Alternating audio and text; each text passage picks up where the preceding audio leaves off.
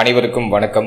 ராகு கேது பெயர்ச்சி பலன்கள், அதாவது இந்த 2026 வருடத்துல ராகு பகவான் கும்ப ராசியிலிருந்து மகர ராசிக்கும், கேது பகவான் சிம்ம ராசியிலிருந்து கடக ராசிக்கும் பெயர்ச்சியாக போறாங்க. இந்த ராகு கேது பெயர்ச்சி எந்த டேட்ல நடக்க போகுது, எந்த டேட்ல இருந்து எந்த டேட் வரைக்கும் இருக்க போகுது அப்படின்னு நம்ம பார்த்தோம்னாக்கா, இந்த 2026 வருடத்துல டிசம்பர் மாதம் 5ஆம் தேதியிலிருந்து 2028 ஜூன் மாதம் 23ஆம் தேதி வரைக்கும் ராகு பகவான் மகர ராசியிலையும் கேது பகவான் கடக ராசியிலையும் சஞ்சாரம் செய்யக்கூடிய ஒரு அமைப்பு. சோ இந்த டேட்ல தான் இந்த ராகு கேது பயிற்சி நிகழப்போகுது. இந்த ராகு கேது பயிற்சியில ஒரு விசேஷமான அமைப்பு என்னன்னாக்கா, குரு கேது இணைவு ஆரம்பத்துல இருக்கு. கிட்டத்தட்ட டிசம்பர் மாதத்திலிருந்து 2027 ஜூன் மாதம் 25ஆம் தேதி வரைக்கும் குருவும் கேதுவும் இணைந்து கடக ராசியில இருப்பாங்க. இது இந்த ராகு கேது பயிற்சியில ஒரு பெரிய விசேஷமா பார்க்கப்படுது. பொதுவா குரு கேது இணைவு ரொம்ப விசேஷமான ஒரு அமைப்பு. இதை ஞான யோகம் அல்லது கோடீஸ்வர யோகம் அப்படிங்கிற மாதிரி ஜோதிட சாஸ்திர பிரகாரம் சொல்லுவாங்க. எனவே உச்ச குருவோட கேது பகவான் இணையக்கூடிய ஒரு அமைப்பு. சுமார் உங்களுக்கு ஒரு 6 மாத காலம் இந்த டைம் லைன் இருக்கும். சோ இதெல்லாம் பத்தி தான் இந்த ராகு கேது பயிற்சி பலன்கள் அப்படிங்கிற இந்த தொகுப்புல நம்ம பார்க்க போறோம். இந்த ராகு கேது பயிற்சி நம்மளோட ராசி, நம்மளோட நட்சத்திரத்துக்கு எப்படி இருக்கு அப்படிங்கறத இப்ப நம்ம டீப் அண்ட் கிளியரா நம்ம பார்க்கலாம். மேலும் பதிவு ஆரம்பிக்கிறதுக்கு முன்னாடி நீங்க நம்ம சேனலை சப்ஸ்கிரைப் பண்ணாம இருக்கீங்கன்னா மறக்காம சப்ஸ்கிரைப் பண்ணி சப்போர்ட் பண்ணுங்க. அப்படி பக்கத்தில் இருக்க பெல் சிம்லி கிளிக் பண்ணி நோட்டிபிகேஷனும் ஆன் பண்ணிக்கோங்க. அப்பதான் நாங்க பதிவிடக்கூடிய பதிவுகள் அனைத்தும் உங்களுக்கு உடனுக்குடனே நோட்டிபிகேஷனாக கிடைக்கும். மேலும் இந்த பதிவை நான் குடும்ப வாழ்க்கை, திருமண முயற்சி, திருமண வாழ்க்கை, தேக ஆரோக்கியம், மாணவர்கள், குழந்தை பாக்கியம், பிள்ளைகள் சார்ந்த விஷயம், காதல் சார்ந்த விஷயம், இப்படி நிறைய செக்மெண்டா பிரிச்சு அந்த செக்மெண்ட்டுக்கான டைம் லைன் நான் டிஸ்கிரிப்ஷன்ல கொடுத்துருக்கேன். முழு பதிவையும் பார்க்க டைம் இல்லாதவங்க உங்களுக்கு ஸ்பெசிபிக்கா எந்த டாபிக் பார்க்கணுமோ அதை மட்டும் நீங்க டச் பண்ணி பார்த்துக்கோங்க. இப்போ நம்ம பதிவை முழுமையா பார்க்கலாம். இப்போது மிதுன ராசி மிருகசீரிடம் நட்சத்திரக்காரர்களுக்கு இந்த ராகு கேது பெயர்ச்சி பலன்கள் எப்படி இருக்கு அப்படிங்கறத இப்ப நம்ம தெளிவா பார்க்கலாம். நம்மளோட ராசி, நம்மளோட நட்சத்திரத்தை பொறுத்த வரைக்கும் ராகு பகவான் நம்மளோட ராசி மற்றும் நம்மளோட நட்சத்திரத்துக்கு 9ஆம் இடத்திலிருந்து 8ஆம் இடத்துக்கு பெயர்ச்சியாக போறாரு. கேது பகவான் 3ஆம் இடத்திலிருந்து 2ஆம் இடத்துக்கு பெயர்ச்சியாக போறாரு. இந்த ராகு கேது பெயர்ச்சியில இந்த வருடம் டிசம்பர் 5ஆம் தேதியிலிருந்து 2027 ஜூன் மாதம் 25ஆம் தேதி வரைக்கும் குரு பகவானும் கேது பகவானும் 2ஆம் இடத்துல கன்ஜக்ஷன்ல இருப்பாங்க, இணைவுல இருப்பாங்க. சோ இந்த அமைப்பு இந்த ராகு கேது பயிற்சியில ஒரு ஸ்பெசிபிக்கா நம்ம பார்க்க வேண்டிய ஒரு விஷயம், ஒரு ஸ்பெஷல் மூவ்மெண்ட் அப்படின்னு கூட நம்ம எடுத்துக்கலாம். இது நமக்கு நல்லதா கெட்டதானா, பாதி நல்லது பாதி கெடுதல், அப்படியே ஒரு மாதிரி கலவையான ஒரு சுப பலன்களை கொடுக்கும். முதலாவதா இந்த குருவும் கேதுவும் இணையறதுக்கான ஒரு ஸ்பெசிபிக்கா ஒரு சில பலன்களை பார்த்துட்டு இந்த ராகு கேது பயிற்சி பலன்களை நம்ம டீப்பா செக்மெண்ட் வைஸா தெளிவா நம்ம அடுத்தது பார்ப்போம். முதலாவதா இந்த குருவும் கேதுவும் 2ஆம் இடத்துல இணையும் பொழுது பொதுவா என்ன செய்யும் அப்படின்னா, குடும்ப பற்றை உடைத்து ஆன்மீக பற்ற அதிகப்படுத்தும். குடும்ப சூழ்நிலை, குடும்பம் சார்ந்த விஷயங்கள் இருக்கிற பிரச்சனைகளுக்கு ஆன்மீகம் ஒரு விடையாக இருக்கும் அப்படின்னு தான் நான் சொல்றேன். அதாவது என்ன சொல்ல வரேன்னா, உங்களுக்கு ஃபேமிலியில பிரச்சனை அதிகமா தென்படுது, குடும்பத்துல ஒரு குழப்ப அமைப்பு அதிகமா இருக்குன்னா ஆன்மீக பற்றை நீங்க அதிகப்படுத்தும் பொழுது அந்த பிரச்சனைகள் அப்படியே நியூட்ரல் ஆயிடும், அந்த குழப்பங்கள் அப்படியே ஷார்ட் அவுட் ஆயிடும். அதுதான் நம்ம மெயினா அந்த குருவும் கேதுவும் இணைகிற அந்த அமைப்புல நம்ம மெயினா அண்டர்ஸ்டாண்ட் பண்ணிக்க வேண்டிய ஒரு விஷயம். பொதுவா அந்த 2ஆம் இடத்துல குருவும் கேதுவும் இணையும் போது ஆன்மீக சிந்தனை, ஆன்மீகம் சார்ந்த பேச்சு, இறை நம்பிக்கை அதிகமாகிறது, இறைவன் பற்றி அதிகமா பேசுறது, இறைவன் பற்றிய அந்த பிரசங்கங்களை அதிகமா கேட்கறது, இறைவனை பத்தி படித்து தெரிஞ்சுக்கிறது, இது போன்ற அமைப்புகள்லாம் இந்த குரு கேது இணைவு 2ஆம் இடத்துல இருக்கும் பொழுது ஏற்படுது. உங்களுடைய இஷ்ட தெய்வத்தை மனமுருகி இந்த நேரத்துல பிரமாதமா வழிபட போறீங்க. அடிக்கடி உங்க இஷ்ட தெய்வத்துடைய பெயரை உச்சரிக்கிறதுக்கான ஒரு பாக்கியம் இந்த ராகு கேது பயிற்சியில உங்களுக்கு கிடைக்குது. உங்களோட பேச்சுல ஆன்மீகம் கலந்த அந்த பேச்சு அப்படிங்கிறது இந்த காலகட்டங்கள்ல வெளிப்படும். டிசம்பர் 5 இருந்து 2027 ஜூன் மாதம் 25ஆம் தேதி வரைக்கும் ஆன்மீகம், ஆன்மீக முன்னேற்றம், ஆன்மீகம் சார்ந்த விஷயங்களுக்கு பிரமாதமா இருக்கும். இதுல நம்ம மெயினா பாக்குறது குடும்பம், குடும்ப சூழ்நிலையில கொஞ்சம் அனுசரிச்சு போய்க்கணும். வார்த்தைகள்ல எப்போது ஒரு நிதானத்தை கடைபிடிக்கிறது ரொம்ப நல்லது. இதை மட்டும் நம்ம கொஞ்சம் மேனேஜ் பண்றோம்னா போதும். மற்றபடி வேற எதுவும் பாதிப்பா தெரியல. 2ஆம் இடத்துல குரு கேது இணையும் பொழுது ஆன்மீகம், ஆன்மீக ஈடுபாடு, ஆன்மீகம் சார்ந்த சேவைகள் செய்யக்கூடிய அந்த மனப்பான்மை, மேலும் தியானம், யோகா, இது சம்பந்தமான ஆராய்ச்சி, சித்தர்கள் வழிபாடு செய்யறது, ரிஷிகள் வழிபாடு செய்யறது, ரிஷிகள் கிட்ட ஆசீர்வாதம் வாங்குறது, இது போன்ற அமைப்புகள்லாம் பிரமாதமா ஏற்படும். இது இந்த குரு கேது இணைவுல இருக்கக்கூடிய ஒரு சிறப்பு அமைப்பு அப்படின்னு நான் சொல்றேன். இப்போ இந்த ராகு கேது பெயர்ச்சி பலன்களை நம்ம நல்லா டீப்பா செக்மெண்ட் வைஸா தெளிவா பார்க்கலாம். முதலாவதா தொழில், உத்தியோகம், பொருளாதாரம் இதெல்லாம் நம்ம ரிசர்ச் பண்ணி பார்த்த வரைக்கும் 10ஆம் இடத்துல சனி பகவான் வக்ரமா இருக்காரு. டிசம்பருக்கு பிறகு பார்த்தோம்னாக்கா வக்ர நிவர்த்தியும் ஆயிடுவாரு. சோ 10ல் சனி பணிச்சுமை உண்டு, தொழில்ல சுமை உண்டு, தொழில்ல தடை உண்டு, அதுல மாற்று கருத்து இல்ல. ஆனா இப்ப குரு பார்வையில உங்களுக்கு அந்த 10ஆம் இடம் இருக்கிறதுனால எது உங்களுக்கு பாதிப்பாக தெரியாது. கிட்டத்தட்ட டிசம்பர் மாதத்திலிருந்து ஜூன் மாதம் 25ஆம் தேதி வரைக்கும் தொழில் உத்தியோக ரீதியா எந்த பிரச்சனையும் இல்ல, எந்த குழப்பமும் இல்ல. ஒன்ஸ் குரு பெயர்ச்சிக்கு பிறகு, அதாவது 2027 ஜூன் மாசத்துக்கு பிறகு உங்களோட உத்தியோகம், உங்களோட தொழில்ல கொஞ்சம் அதிக கவனம் தேவை, அதிக நிதானம் தேவை. முதலாவதா தொழில் வாழ்க்கையை பொறுத்த வரைக்கும் 2027 ஜூன் மாசம் வரைக்கும் தொழில் ரீதியா எந்த பிரச்சனையும் வராது. சோ அது நமக்கு ஃபேவரா இருக்கு. ஒன்ஸ் ஜூன் மாசத்துக்கு பிறகு தொழில் முதலீடுகள்ல கவனம் தேவை. தொழில் அவசர மாற்றம், அவசர முடிவுகளை தவிர்த்துக்கிறது நல்லது. மேலும் ஏதாச்சும் புதுசா தொழில் தொடங்கலாம்னு நினைக்கிறீங்க, ஏதாச்சும் இன்வெஸ்ட்மெண்ட் பண்ணலாம்னு நினைக்கிறீங்க அப்படின்னா ஜூன் மாதம் 25ஆம் தேதிக்கு பிறகு அந்த தொழில் தொடங்கும் பொழுது அந்த துறை சார்ந்த எக்ஸ்பர்ட் கிட்ட ஒரு அட்வைஸ் வாங்கி செயல்படுறது நல்லது. அப்படி இல்லை அப்படின்னாக்கா உங்களோட குடும்ப ஜோதிடர் அணுகி உங்களோட ஜனனகால ஜாதகத்தை ஆராய்ச்சி பண்ணி தற்போது நீங்க செய்யக்கூடிய தொழிலுக்கு தற்போது நடக்கக்கூடிய தசாபுக்தி எல்லாம் ஃபேவரா இருக்கான்னு ஒரு டைம் செக் பண்ணிக்கோங்க. இந்த கோச்சார அமைப்புகளின் பிரகாரம் 2027 ஜூன் மாசத்துக்கு பிறகு தொழில் சார்ந்த விஷயங்கள்ல ஒரு நிதானம், கவனம், பொறுமை எப்போதுமே இருக்கிறது சிறப்பு அப்படின்னு தான் நான் சொல்றேன். மேலும் நீங்க ஆல்ரெடி ஒரு பிசினஸ் பண்ணிட்டு இருக்கீங்க அப்படின்னாக்கா 2027 ஜூன் மாசத்துக்கு பிறகு எல்லாத்துலயும் ஒரு நிதானத்தை கடைபிடிக்கிறது நல்லது. அவசர முடிவுகளை தவிர்த்துக்கணும். வரக்கூடிய வாடிக்கையாளர்கிட்ட பேசுற முறைகள்ல ஒரு கவனம் செலுத்திக்கணும். பேசக்கூடிய முறைகள், பேசக்கூடிய வார்த்தைகள்ல ஒரு நிதானம், கவனத்தை நீங்க கடைபிடிக்கிறது நல்லது அப்படின்னு தான் நான் சொல்றேன். அடுத்தது உத்தியோகத்தை பொறுத்த வரைக்கும் சேம் திங் தான். உங்களுக்கு 2027 ஜூன் மாசம் வரைக்கும் பாதிப்பு இல்லை. 2027 ஜூன் மாசத்துக்கு பிறகு உத்தியோகத்துல கவனம் தேவை. உத்தியோகத்துல அவசர மாற்றங்களை தவிர்த்துக்கணும். பணிச்சுமை அதிகரிக்கிறதுக்கான வாய்ப்புகள் உண்டு 2027 ஜூன் மாசத்துக்கு பிறகு. அதனால உங்களோட உத்தியோகத்துல கவனம் தேவை. அவசர மாற்றங்கள் செய்ய வேண்டாம். உத்தியோகத்துல ஒரு நிதானத்தை கடைபிடிக்கணும். சம்பள உயர்வு, பதவி உயர்வுலாம் கொஞ்சம் தாமதமா கிடைக்கும், ஆனா கிடைச்சிரும், பயப்பட வேண்டாம். நீங்க ரொம்ப நாளா ஒரு சம்பள உயர்வுக்கு எதிர்பார்க்கறீங்க, பதவி உயர்வுக்கு எதிர்பார்க்கறீங்கன்னா கொஞ்சம் தாமதமா கிடைக்கும், ஆனா அது கிடைச்சிடும். உங்களோட ஹார்ட் ஒர்க்ல மட்டும் இப்ப நீங்க கொஞ்சம் அதிக கவனம் செலுத்துங்க. ஏன்னா சனி பகவான் அப்படின்னாக்கா உங்களோட ஹார்ட் ஒர்க்குக்கான ரிசல்ட்டை கொஞ்சம் தாமதமா கொடுப்பாரு, ஆனா நிரந்தரமா கொடுப்பாரு. சோ அதை நீங்க அண்டர்ஸ்டாண்ட் பண்ணிக்கணும். பொதுவா 10ஆம் இடத்துல சனி பகவான் இருந்தா அது சங்கடம், ஒரு ஸ்டேபிளான ஒரு சிச்சுவேஷனை தொழில் ரீதியா, உத்தியோக ரீதியா கொடுக்க மாட்டார் அப்படிங்கிறது ஒரு பொது கருத்தா இருக்கு. ஆனா 10ல இருக்கிற சனி பகவான் நீங்க கடின உழைப்பை கொடுத்தீங்கன்னாக்கா அதுக்கு ஒரு நிரந்தரமான நிலையான ஒரு வெற்றியை உங்களுக்கு கொடுத்துருவார். அதை மட்டும் நீங்க டிஃபால்ட்டா அண்டர்ஸ்டாண்ட் பண்ணிக்கணும். எனவே 2027 ஜூன் மாசத்துக்கு பிறகு உத்தியோக ரீதியா நிறைய சேலஞ்சஸ் வரும், ஒரு போட்டி அமைப்புகள்லாம் உருவாகும். ஆனா அதை நீங்க ஃபேஸ் பண்ணி அதுல வெற்றி அடைவீங்க அப்படிங்கிறது தான் என்னோட கருத்து. அடுத்து புதுசா வேலை வாய்ப்பு தேடுறீங்க, அந்த வேலை வாய்ப்பு கிடைச்சிருமா அப்படின்னு கேட்டீங்கன்னா தாராளமா கிடைச்சிடும். ராகு கேது பயிற்சிக்கு பிறகு பிரமாதமா இருக்கு நேரம். எனவே நல்ல வேலை வாய்ப்பு கிடைச்சிடும். ஆல்ரெடி இருக்கிற வேலையும் தக்க வச்சுக்கோங்க. ஹார்ட் ஒர்க் பண்ணுங்க. ஆல்ரெடி இருக்கிற வேலையில கொஞ்சம் எக்ஸ்ட்ரா ஹார்ட் ஒர்க் பண்ணுங்க. பணிச்சுமை அதிகமா தான் இருக்கும், அதை மேனேஜ் பண்றதுக்கு தயாராயிடுங்க. அதை நீங்க கரெக்டா மேனேஜ் பண்ணீங்கன்னா சம்பள உயர்வு, பதவி உயர்வு, நீங்க எதிர்பார்த்த அடுத்த மாற்றம் உங்களுக்கு ரெடியா இருக்கு அப்படிங்கறத நான் தெளிவா அந்த இடத்துல சொல்லிடுறேன்.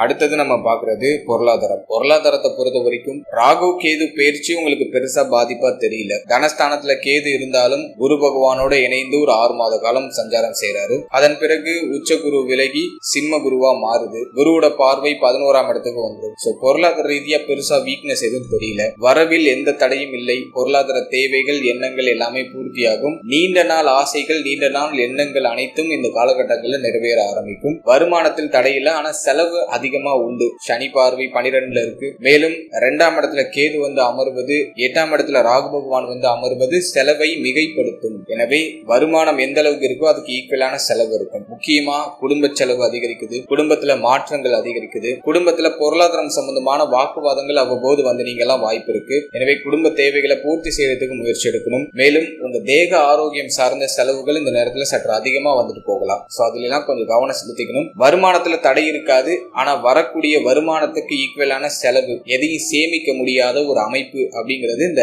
ராகு கேது பயிற்சியில தென்படுது. சோ முடிஞ்ச அளவுக்கு தேவையற்ற தண்ட விரை செலவுகளை குறைச்சி சேமிக்கிறதுல கொஞ்சம் கவனம் செலுத்துங்க. இந்த நேரத்துல ஏதாச்சும் இன்வெஸ்ட்மெண்ட் பண்ணலாம்னு நினைக்கிறீங்க, ஏதாச்சும் ப்ராப்பர்ட்டி வாங்கலாம்னு நினைக்கிறீங்க, வண்டி, வீடு, வாகனங்கள் ஏதாச்சும் வாங்கலாம்னு நினைக்கிறீங்கன்னா அந்த டாக்குமெண்ட்ஸ் எல்லாம் கரெக்டா இருக்கான்னு ஒரு முறைக்கு பல முறை செக் பண்ணிட்டு இன்வெஸ்ட்மெண்ட் பண்ணுங்க. ஏன்னா சனி பார்வை 4ஆம் இடத்துல இருக்கு, ராகு பகவான் 8ஆம் இடத்துல இருக்கிறதுனால தேவையில்லாத மன உளைச்சல், ஏதாச்சும் இன்வெஸ்ட்மெண்ட் பண்றது மூலமா வரலாம். எனவே இந்த டாக்குமெண்ட்ஸ் எல்லாம் கரெக்டா இருக்கா அப்படிங்கறத ஒரு முறைக்கு பல முறை செக் பண்ணிட்டு இன்வெஸ்ட்மெண்ட் பண்றது சேஃப். மற்றபடி இந்த நேரத்தை பொறுத்த வரைக்கும் வரவு சிறப்பு அதுக்கான செலவு காத்துட்டு இருக்கு. அந்த செலவை சுப விரைய செலவா மாத்திக்கோங்க அப்படின்னு தான் நான் சொல்றேன். அடுத்தது குடும்ப வாழ்க்கை, குடும்ப சூழ்நிலை. இதை நம்ம ரிசர்ச் பண்ணி பார்த்த வரைக்கும் 2ஆம் இடத்துக்கு கேது நகர்றாரு. பொதுவா 2ஆம் இடத்துல கேது வந்துட்டாலே வாக்குவாதத்தை அதிகப்படுத்தும். ஒரு மாதிரி உங்களுக்கும் உங்க ஃபேமிலி மெம்பர்ஸுக்கும் அதிகமான கருத்து போராட்டம், வாக்குவாதங்கள் வந்து நீங்க வாய்ப்பு இருக்கு. எனவே வார்த்தைகளில் அதிக கவனம் தேவை, நிதானம் தேவை. இதை நான் வந்து டிசம்பர் 5 ஜூன் மாதம் 25ஆம் தேதி வரைக்கும் பாதிப்பு இல்லைன்னு தான் நான் சொல்லுவேன். ஒன்ஸ் குரு பயிற்சிக்கு பிறகு கொஞ்சம் கூடுதல் கவனம், நிதானம் தேவை. உங்க வார்த்தைகள்ல ஒரு பொறுமையை கடைபிடிக்கிறது நல்லது.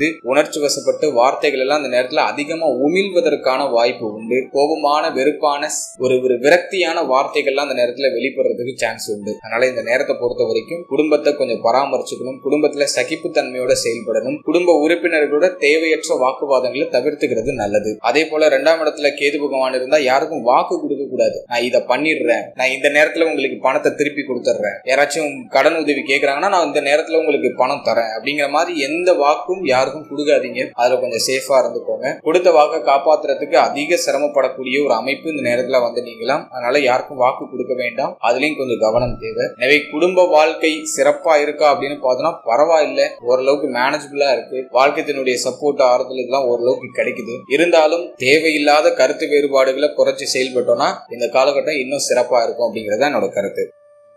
அடுத்தது நம்ம பாக்குறது திருமண முயற்சி, திருமண வாழ்க்கை. அதெல்லாம் அந்த நேரத்துல சாதகமா இருக்கா அப்படின்னு பார்த்தோம்னா ராகு கேது பயிற்சி திருமண முயற்சிக்கு பெருசா பாதிப்பை ஏற்படுத்தல. தாராளமா திருமண முயற்சிகளை செய்யலாம். திருமண முயற்சிக்கு நேரம் நல்லா இருக்கு. இந்த நேரத்துல நிறைய பேருக்கு திருமணம் நிச்சயமாகும், திருமணம் நடக்கும். திருமண சுபகாரியங்கள்ல சுப விரைய செலவு உண்டு. அதனால இந்த நேரத்துல திருமண முயற்சிகளை தாராளமா செய்யலாம். அடுத்தது திருமண வாழ்க்கையை பொறுத்த வரைக்கும் தற்போதும் பரவாயில்லை. தற்போது வந்து சனியோட பார்வை 7ல இருக்கு. சின்ன சின்ன மனக்கசப்புகள், கருத்து வேறுபாடுகள்லாம் இருந்தாலும் அது பாதிப்பா இல்ல. 2027 ஜூன் மாசத்துக்கு பிறகு குருவுடைய பார்வையும் 7ஆம் இடத்துக்கு கிடைச்சிடும். எனவே சாலிடா சொல்லணும்னா இந்த ராகு கேது பயிற்சிக்கு பிறகு திருமண முயற்சிகள் வெற்றி ஆயிடும். திருமண முயற்சிகளை செய்யலாம். திருமண வாழ்க்கையை பொறுத்த வரைக்கும் இதனால் வரைக்கும் இருக்கிற மனக்கசப்புகள், மன வருத்தங்கள் எல்லாம் வந்து 2027 ஜூன் மாசத்துக்கு பிறகு சரியாயிடும். அது வரைக்கும் வார்த்தைகள் நிதானம், பொறுமை இருந்தா போதும். பிறகு மன வாழ்க்கையில மகிழ்ச்சி, நிம்மதி, மன வாழ்க்கையில இருந்த குழப்பங்களுக்கான ஒரு நிவர்த்தி எல்லாம் சிறப்பா கிடைச்சிடும். இருப்பினும் 2ஆம் இடத்துல கேது பகவான் இருக்கிறதுனால பழைய விஷயங்களை பேசக்கூடாது. ஒரே விஷயத்த ரிப்பீட்டடா வந்து நம்ம வந்து பேசிக்கிட்டே இருக்கக்கூடாது. முடிந்த விஷயங்களை திரும்ப திரும்ப பேசி அதை திரும்பவும் தூண்டக்கூடாது. சோ அதுல எல்லாம் கொஞ்சம் கவனம் தேவை. உங்களுடைய வார்த்தைகள்ல மட்டும் நீங்க கொஞ்சம் அதிக கவனமா இருந்தாலே போதும். இந்த நேரம் இன்னும் சிறப்பா இருக்கும் அப்படின்னு தான் நான் சொல்றேன். எனவே மன வாழ்க்கையும் பெருசா உங்களுக்கு பாதிப்பா தெரியல. வாழ்க்கை துணையுடைய ஆதரவு இருக்கு. வாழ்க்கை துணைக்கு ஆரோக்கிய ரீதியா ஏதாச்சும் பிரச்சனை இருக்குன்னா அதுவும் நிவர்த்தி ஆயிடும். வாழ்க்கை துணையுடைய முன்னேற்றமும் சிறப்பா இருக்கு. இதெல்லாம் எப்போ உங்களுக்கு பாசிட்டிவா மாறுதுன்னா 2027 ஜூன் மாசத்துக்கு பிறகு. அதாவது ராகு கேது பயிற்சி டிசம்பர்ல ஆகுது. ராகு கேது பயிற்சி நடந்து கரெக்டா ஒரு 6 மாதம் அல்லது 6.5 மாசம் கழித்து உங்களுக்கு இப்ப நான் சொன்ன விஷயங்கள் எல்லாம் பாசிட்டிவ் ரிசல்ட் படிப்படியா கிடைக்க ஆரம்பிக்கும். ஓவராலா பார்க்கும்போது மன வாழ்க்கை சிறப்பு தான், பாதிப்பா இல்லை. அடுத்தது நம்ம பாக்குறது காதல் உறவு, காதல் வாழ்க்கை. இதை ரிசர்ச் பண்ணி பார்த்தோம்னா 5ஆம் பாவகத்துல பாவ கிரகத்துடைய ஆதிக்கம் எதுவும் இல்லை. 5ஆம் பாவகம் சிறப்பா தான் இருக்கு. காதல் உறவு, காதல் சார்ந்த விஷயங்கள் எதுவும் மேஜரா வருத்தங்கள் எதுவும் இல்லை. உங்க வார்த்தைகள்ல மட்டும் நிதானம் தேவை. பேசக்கூடாத வார்த்தைகளை பேசிடுறது, சில பேர் வந்து சந்தேகத்துல பேசிடுவாங்க, கேட்க கூடாத கேட்கறது, இந்த மாதிரி பார்ட்னர் கிட்ட கொஞ்சம் வார்த்தைகளை கொஞ்சம் அளந்து பேசுறது நல்லது. இதை மட்டும் நீங்க காதல் உறவுல கொஞ்சம் நீங்க கடைபிடிச்சீங்கன்னா போதும். ஏன்னா அந்த நேரத்துல கோபமான வார்த்தைகள் வெளில வரும். ரொம்ப வெறுத்து விரக்தியில பேசுற அந்த வார்த்தைகள்லாம் வெளில வரும். சோ அதெல்லாம் கொஞ்சம் அவாய்ட் பண்ணிக்கிறது நல்லது. அதை மட்டும் கொஞ்சம் அவாய்ட் பண்ணிட்டா போதும். மற்றபடி காதல் உறவு, காதல் வாழ்க்கை சிறப்பு தான். உங்க பார்ட்னரோட சப்போர்ட்ல அந்த நேரத்துல உங்களுக்கு சிறப்பா கிடைக்கும். அதுலயும் பாதிப்பு இல்லை.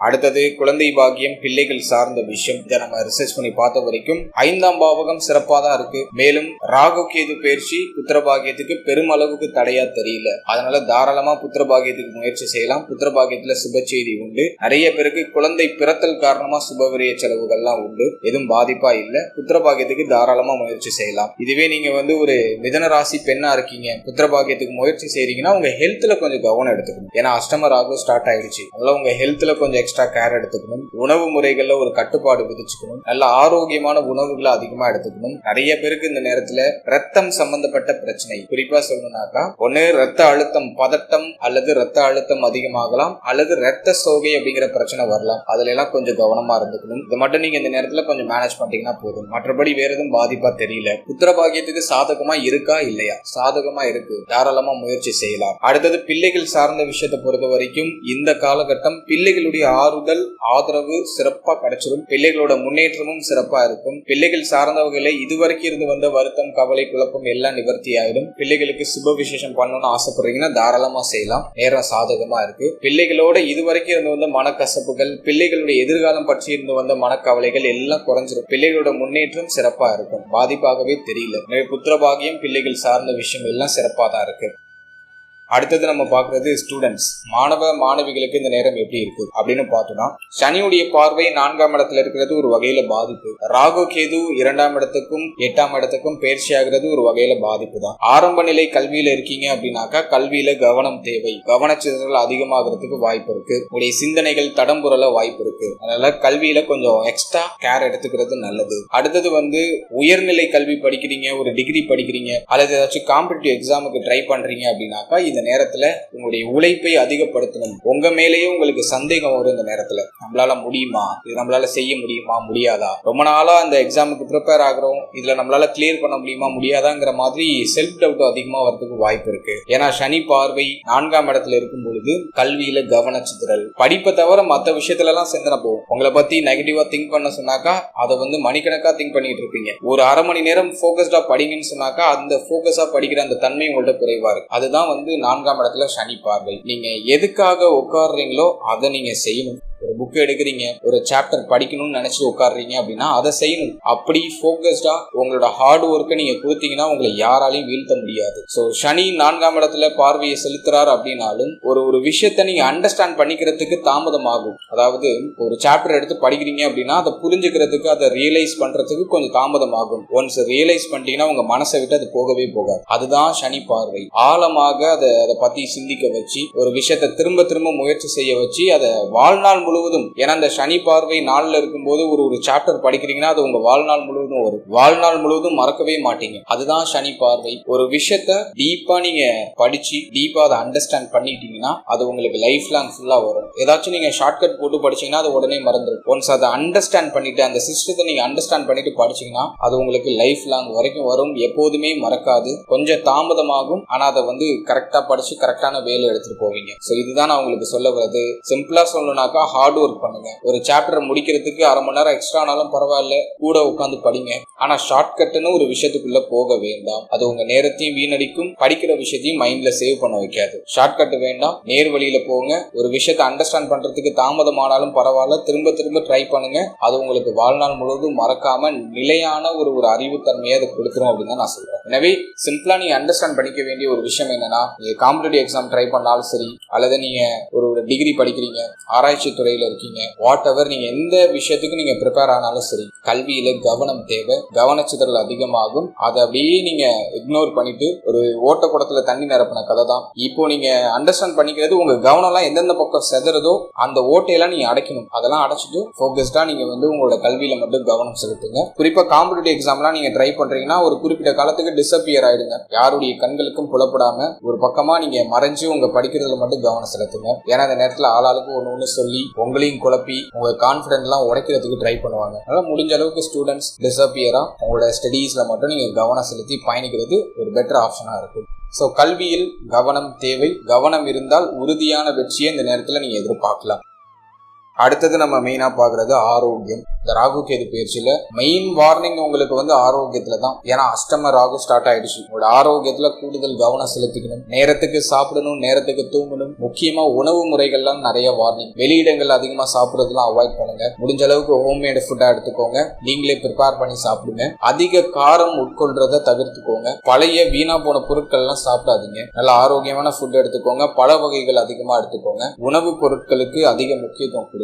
கண்டதையும் சாப்பிடாம இந்த நேரத்துல ஒரு ஷெட்யூல் பண்ணி ஆரோக்கியமான உணவு மட்டும் நிறைய இன்டேக் எடுத்துக்கோங்க. ஏன்னா அந்த நேரத்துல உணவு முறைகள் சார்ந்த வகையில உங்களுக்கு உடல் ரீதியா பாதிப்புகள் வரலாம். கழிவு நீக்க உறுப்புகள்ல பாதிப்பு வராம பாத்துக்கோங்க. கண் பல் சம்பந்தப்பட்ட பாதிப்பு வராம பாத்துக்கோங்க. மேலும் தேவையில்லாத பதட்டம், பயம், படபடப்பு, அதிகமா யோசிச்சு உங்க மனசை நீங்களே கெடுத்துக்கிறது, மன உளைச்சலுக்கு ஆளாகிறது, டிப்ரெஷன் சொல்லுவோம், அந்த மாதிரியான ஒரு ஸ்டேட்டுக்குள்ள போறது, அதெல்லாம் அந்த நேரத்துல இக்னோர் பண்ணிட்டு உங்களுக்கு கோலா இருக்கிற விஷயத்துல கவனம் செலுத்துங்க. பிரச்சனை எல்லாருக்குமே இருக்கு. ஆனா அந்த பிரச்சனையே பத்தி யோசிச்சு புதுசா ஒரு பிரச்சனையை கிரியேட் பண்றதுக்கு பதிலா ஆல்ரெடி இருக்கிற பிரச்சனையே எனக்கு போதுப்பா, நான் என்னோட இலக்கை நோக்கி தான் பயணிக்க போறேன், நீ எவ்வளவு தடைய வேணாலும் கொடு, அதெல்லாம் எனக்கு அனுபவம், எனக்கு படிக்கிறதுல அப்படின்னு நினைச்சு உங்களோட இலக்கை நோக்கி பயணிக்கிறதுக்கான வழியை மட்டும் பாருங்க அப்படின்னு தான் நான் சொல்றேன். பிரச்சனையை பத்தி யோசிச்சு புதுசா ஒரு பிரச்சனையை கிரியேட் பண்ணாம இருக்கிற பிரச்சனை போதும்னு நினைச்சு அந்த பிரச்சனையை சரி பண்ணிட்டு வர பிரச்சனையெல்லாம் உங்களோட படிக்கிறதுல மாத்தி உங்க இலக்கை நோக்கி, உங்களோட கோல்ஸ் நோக்கி, உங்களோட ட்ரீமை நோக்கி பயணிங்க. இந்த நேரத்துல நீங்க ஹார்ட் ஒர்க் பண்றீங்க அப்படின்னா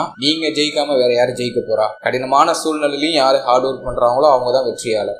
இப்போ மிதுனத்துக்கு கொஞ்சம் கடினமான சூழ்நிலைகள்லாம் வெளிப்படுது. இந்த நேரத்துல நீங்க ஹார்ட் ஒர்க் பண்ணீங்கன்னா உங்க வெற்றியை யாராலையும் தடுக்க முடியாது அப்படிங்கறத என்னோட ஒப்பீனியன். சோ ஹெல்த்துக்கு அதிக முக்கியத்துவம் கொடுங்க. ஏன்னா நம்ம நீண்ட தூரம் பயணிக்க போறோம். பயணிக்கும் போது ஃப்ளூவல் இல்லாம நம்ம பாடி எந்த விதத்திலையும் ஸ்டாப் ஆயிடக்கூடாது. நல்லா ஸ்பீடா என்னோட இலக்கை நோக்கி போனேன் சார், ஹெல்த் இஷ்யூனால அது பிரேக் டவுன் ஆயிடுச்சு அப்படின்னு யாரும் சொல்லக்கூடாது. அதெல்லாம் முன்னாடியே ப்ரிப்பேர் ஆயிக்கோங்க. நல்லா டயத்துக்கு சாப்பிடுங்க, டயத்துக்கு தூங்குங்க. உங்களுடைய உணவு, உங்களுடைய தூக்கம் போக மிச்ச நேரத்துல உழைங்க. உங்களுடைய இலக்கை எந்த தடையும் இல்லாம அடைய முடியும். முக்கியமா நான் சொல்லிட்டேன், கழிவு நீக்க உறுப்புகள், உணவு சம்பந்தப்பட்ட விஷயம், அதே போல கண் பல் சம்பந்தப்பட்ட விஷயம், இதுல எல்லாம் பாதிப்பு வராம மெயினா பாத்துக்கோங்க. இதுல அஷ்டமத்துல ராகு இருக்கிறதுனால சாப்பிடுற உணவே விஷமா மாறுறது, ஃபுட் பாய்சனிங் அதிகமா ஆகுறது.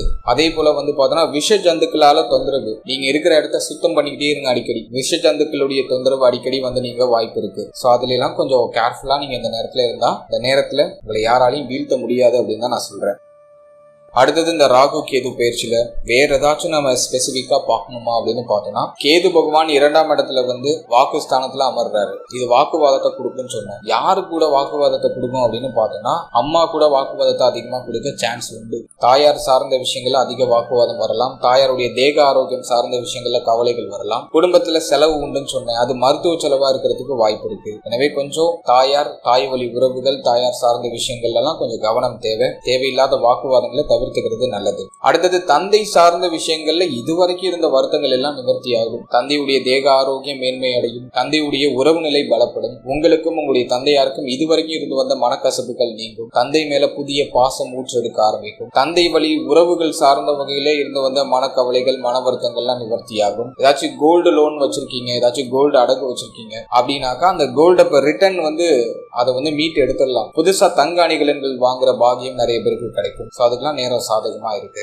ஆன்மீகத்துல இருந்து வந்த தடை, ஏன்னா 9ல ராகு பகவான் இருந்தா ஆன்மீகம் சார்ந்த விஷயங்கள்ல பற்றே வராது. பொதுவா மிதுனம் ஆன்மீக பற்றாளர்கள் தான். ஆரம்பத்துல அப்படி இப்படி இருந்தாலும் காலப்போக்கில் அது ஆன்மீகமா மாறிடும். ஆனா 9ல ராகு பகவான் இருக்கும் பொழுது ஆன்மீகம் சார்ந்த விஷயங்கள்ல ஈர்ப்பு கொஞ்சம் குறைவாக இருந்திருக்கும். ஆனா அஷ்டமத்துக்கு ராகு வந்ததுக்கு பிறகு ஆன்மீக சிந்தனை அதிகமாகும். அந்த உள்ளுணர்வு, அந்த இன்ட்யூஷன் பவர் அதிகமாகும். ஆன்மீகம் சார்ந்த பேச்சு, ஒரு இஷ்ட தெய்வத்தை அடிக்கடி வாய் விட்டு சொல்லக்கூடிய ஒரு அமைப்பு, இதெல்லாம் அதிகமாகும். ஆராய்ச்சி திறன் அதிகமாகும். ராகு 8ல இருக்கும்போது அதிக யோசனை கொடுக்கும். டீப்பா ஒரு விஷயத்தை அண்டர்ஸ்டாண்ட் பண்ண வைக்கும். மறைமுக விஷயங்கள், மறைக்கப்பட்ட விஷயங்கள் மேல ஒரு ஆர்வம் வரும். ஆராய்ச்சி துறையில இருக்கிறவங்களுக்கு எல்லாம் அந்த நேரத்துல புதிய கண்டுபிடிப்பு நிகழ்த்துறதுக்கான ஒரு பாக்கியம்லாம் சிறப்பான முறையில கிடைக்கும். அதே போல அஷ்டமத்துல ராகு இருக்கிறதுனால வண்டி வாகனங்கள்ல பயணிக்கும் போதும் கவனமா இருக்கணும். வண்டி வாகனங்கள்ல பயணிக்கிறீங்கன்னா ஒரு நிதானமா போங்க. ஒரு இடத்துக்கு போறீங்கன்னா அவசரமா கிளம்பி போகாம 1 மணி நேரத்துக்கு முன்னாடியே கிளம்பி கொஞ்சம் நிதானமா பயணிங்க. வண்டி வாகனங்கள், போக்குவரத்து சம்பந்தப்பட்ட விஷயங்கள், இதுல எல்லாம் கவனம் தேவை.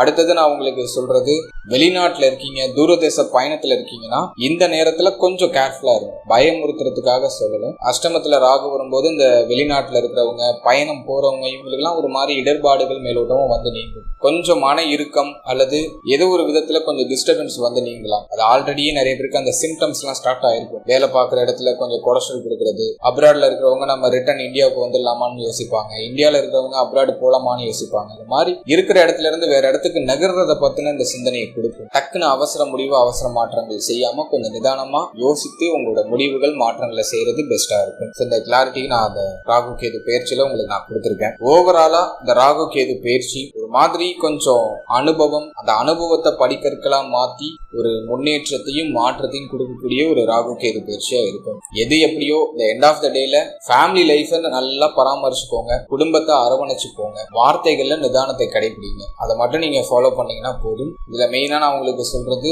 திங்கள் கிழமையிலையும் ஞாயிற்றுக்கிழமையிலையும் முடிந்தவர்கள் மௌன விரதம் இருக்க ட்ரை பண்ணலாம். அதிக நேரம் இருக்க முடியலனாலும் அட்லீஸ்ட் ஒரு 2 மணி நேரம் மௌன விரதம் இருக்கிறத நீங்க பிராக்டிஸ் பண்றது நல்லது. அது உங்க வார்த்தைகளை ஒரு நிதான தன்மையை கொடுக்கும், பொறுமை தன்மையை கொடுக்கும்.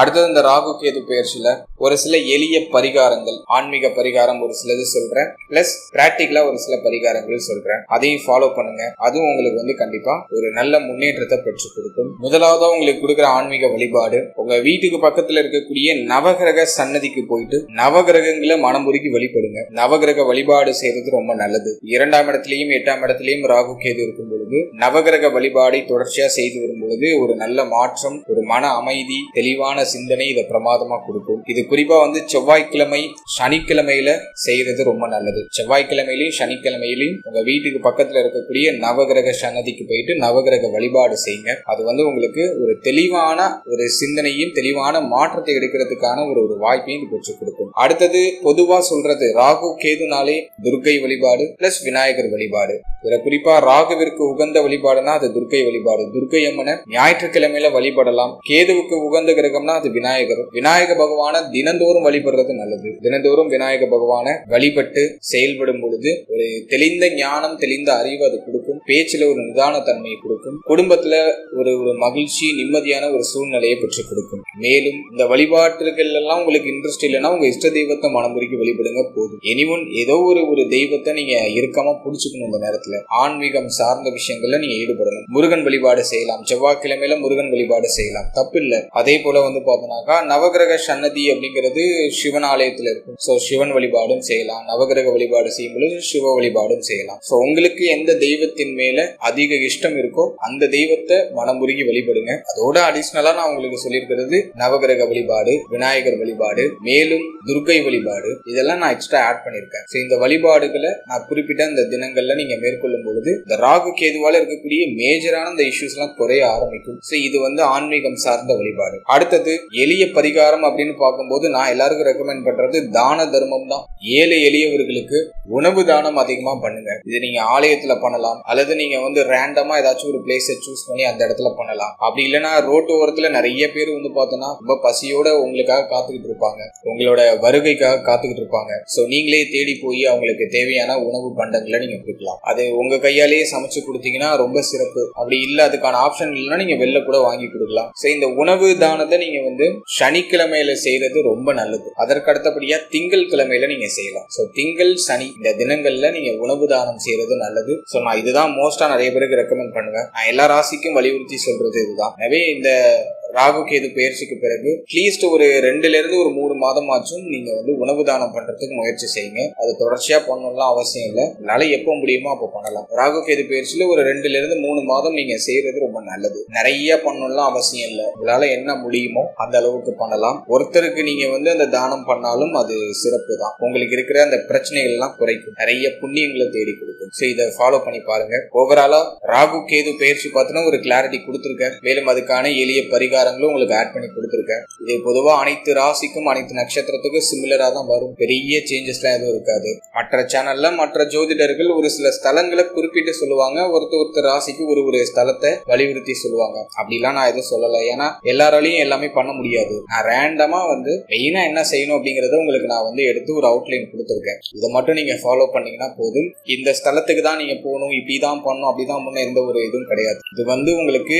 மன ரீதியா ஒரு ஹீலிங் தான். மனதை அதிக நம்பிக்கை ஊட்டி ஒரு பாசிட்டிவ் வைப்ரேஷனோட உங்களை எடுத்துட்டு போறதுக்கான ஒரு வழிமுறை தான் இந்த பரிகாரங்கள் எல்லாம். இதை அண்டர்ஸ்டாண்ட் பண்ணிட்டு நீங்க ஃபாலோ பண்ணீங்கன்னா போதும். இதில் சொல்லியிருக்க எல்லாத்தையும் ஃபாலோ பண்ணலாம் அவசியம் இல்லை. ஏதாச்சும் ஒன்றை ஃபாலோ பண்ணுங்க போதும். அதுல நல்ல ரிசல்ட் உங்களுக்கு கிடைக்கும். மீண்டும் அடுத்த பதிவில் சந்திக்கலாம். என்னுடைய மனமார்ந்த வாழ்த்துக்கள். இப்போ நீங்க இது வரைக்கும் பார்த்தது ஒரு பொதுவான கோச்சார பலன். இந்த பலன்கள் உங்களுடைய ஜனனகால ஜாதகத்தில் இருக்கக்கூடிய இந்த கிரக அமைப்புகளுக்கு ஏற்ப இது மாறுபடும், அதில் மாற்று கருத்தே இல்லை. குறிப்பா உங்க ஜனனகால ஜாதகத்துல ராகு கேது எந்த இடத்துல போஷன் ஆயிருக்காங்கன்னு பாருங்க. மேலும் உங்களுக்கு ராகு தசையோ கேது தசையோ நடக்குதான்னு பாருங்க, அல்லது ராகு புத்தி கேது புத்தி இது ரெண்டுல ஏதாச்சும் ஒன்று நடக்குதான்னு பாருங்க. மேலும் உங்களுக்கு நடக்கக்கூடிய தசை சுப தசையா அல்லது அவயோக தசையா, உங்களுக்கு யோகத்தை தரக்கூடிய தசையா அல்லது அவயோகத்தை தரக்கூடிய தசையா அப்படிங்கிறத செக் பண்ணும். இன்ஃபேக்ட் உங்களுக்கு யோக தசை நடக்குதுன்னா இப்ப நான் சொல்லியிருக்க அந்த சுப பலன்கள்லாம் அப்படியே உங்களுக்கு நடந்துடும். நெகட்டிவா சொன்னது கூட உங்களுக்கு பாசிட்டிவா நடக்கும். அதுவே அவயோக தசையா இருக்கு அப்படின்னாக்கா பலன்கள் அப்படியே உல்டாவா மாறும். அதிக விரக்தி மனநிலை அப்படிங்கிறது வந்துடும். ஸோ உங்களோட தசா புக்தியை செக் பண்ணும். உங்க பர்சனல் சாட்ல ராகு கேது எங்க இருக்காங்கன்னு பார்க்கணும். இதெல்லாம் நீங்க பொறுத்து அதுக்கப்புறமா அந்த கோச்சாரத்தை நீங்க சூப்பர் கம்போஸ் பண்ணும்போது உங்களுக்கு ஒரு தெளிவான ஒரு அண்டர்ஸ்டாண்டிங் கிடைக்கும். மேலும் நம்மளோட சேனல்ல ஒரு சின்ன சர்வீஸ் ஒன்று ஆட் பண்ணியிருக்கோம். அதாவது ஆர்எம் பிடிஎஃப் சர்வீஸ் அப்படின்னு சொல்லிட்டு உங்களுக்கு ஒரு சின்ன சர்வீஸ் ஒன்று லான்ச் பண்ணியிருக்கோம். இந்த சர்வீஸ் யாருக்கு யூஸ்ஃபுல்லா இருக்கும் அப்படின்னு பார்த்தோம்னா, என்கிட்ட ஒரு தெளிவான ஜனனகால ஜாதகம் இல்லை, கம்ப்ளீட்டா ஒரு டீப்பா என்கிட்ட ஒரு தெளிவான ஒரு ஜனனகால ஜாதகம் இல்லை அப்படின்னு ஃபீல் பண்றவங்களுக்கு இந்த சர்வீஸ் கண்டிப்பா யூஸ்ஃபுல்லா இருக்கும். அதாவது இந்த பிடிஎஃப் சர்வீஸ்ல உங்களுக்கு ஒரு 50 பக்கங்களை கொண்ட ஒரு ஜாதக கோப்பு உங்களுக்கு நாங்க கொடுத்துருவோம். இந்த 50 பக்கம் கொண்ட அந்த ஜாதக கோப்புல உங்களோட ஜாதகம் சம்பந்தமான அத்தனை விஷயமும் கிளியரா கொடுத்துருவோம். ஒரு தெளிவான ஜாதகத்தை உங்களுக்கு நாங்க கிரியேட் பண்ணி கொடுத்துருவோம். இதுல உங்களுடைய ராசி, நட்சத்திரம், லக்னம், நீங்க பிறந்த யோகம், கரணம், நீங்க பிறந்த திதி, அதே போல உங்களுக்கு அதிர்ஷ்டமான எண் எது, அதிர்ஷ்டமான நிறம் எது, அதிர்ஷ்டமான திசை எது, எந்த நாள்லாம் உங்களுக்கு அதிர்ஷ்டமா இருக்கும், நீங்க அணிய வேண்டிய உலோகம் எது, நீங்க எந்த உலோகம் அணிந்தால் உங்களுக்கு உயர்வு அதிகமாகும் அப்படிங்கிற ஒரு கிளாரிட்டி இந்த பிடிஎஃப்ல ஆடபிளா வந்துடும். அதுக்கப்புறம் உங்களுடைய ராசி சக்கரம், நவாம்ச சக்கரம், அது மட்டும் இல்லாம வர்க்க சக்கரங்களும் உங்களுக்கு சரியா தொகுத்து கொடுத்துருவோம், கிளியரா கொடுத்துருவோம். எல்லா வர்க்க சக்கரங்களையும் உங்களுக்கு தெளிவா கொடுத்துருவோம். அது மட்டும் இல்லாம அஷ்டவர்க்க பரல், சர்வாஷ்டவர்க்க பரல் எல்லாம் உங்களுக்கு கிளியரா தொகுத்து கொடுத்துருவோம். இதோட ஜென்ரலா உங்களுடைய எதிர்காலம் பற்றிய ஒரு சின்ன தெளிவு, ஒரு சின்ன ப்ரிடிக்ஷன், உங்களுடைய எதிர்காலம் எப்படி இருக்கு, நீங்க எப்படிப்பட்டவங்களா இருப்பீங்க அப்படிங்கிற மாதிரியான ஒரு ஜென்ரல் ப்ரிடிக்ஷன் அதுல ஆடபிளா வந்துடும். நீங்க பிறந்திருக்கக்கூடிய நட்சத்திரத்துக்கான பலன், நீங்க பிறந்திருக்கக்கூடிய லக்னத்துக்கான பலன், 12 பாவ அதிபதிகள் 12 ஸ்தானங்கள்ல அமர்ந்த பலன். அடுத்தது ரொம்ப முக்கியமா உங்க ஜனனகால ஜாதகத்துல என்னென்ன கிரக சேர்க்கை இருக்கு, என்னென்ன யோகங்கள் இருக்கு, அதை தொகுத்து உங்களுக்கு நாங்க கொடுத்துருவோம். என்னென்ன சுபயோகம் இருக்கு, என்னென்ன அசுபயோகம் இருக்கு, அந்த சுபயோகத்துக்கு என்ன பலன், அந்த அசுபயோகத்துக்கு என்ன பலன் அப்படிங்கிறது கிளியரா உங்களுக்கு கொடுத்துருவோம். அதோட கிரகங்கள் டிகிரி வாரியா அமர்ந்த பலன், கிரகங்கள் டிகிரி வாரியா பார்த்த பலன் அப்படின்னு சொல்லிட்டு ஒரு காம்பினேஷன்ல உங்களுக்கு தேவையான அளவுக்கு அத்தனை விஷயத்தையும் ஜென்ரலா தொகுத்து உங்களுக்கு நாங்க ஒரு கிளியரா ஒரு ரிப்போர்ட் உங்களுக்கு கொடுத்துருவோம். இது கிட்டத்தட்ட 50 பக்கங்களை கொண்ட ஒரு பிடிஎஃபா வந்துடும் உங்களுக்கு. இதோட சிங்கிள் பேஜ் பிடிஎஃப் உங்களுக்கு ஆடபிளா வந்துடும். தனியா ஒரு சிங்கிள் பேஜ்ல ஒரு ஜாதகம், தெளிவான ஜாதகம் உங்களுக்கு கிளியரா உங்களுக்கு நாங்க கிரியேட் பண்ணி கொடுத்துருவோம். ஸோ இந்த சர்வீஸ் யாருக்கு ரொம்ப யூஸ்ஃபுல்லா இருக்கும் அப்படின்னா, என்கிட்ட தெளிவா என்னுடைய சுய ஜாதகம் இல்லை அப்படின்னு ஃபீல் பண்றவங்களுக்கு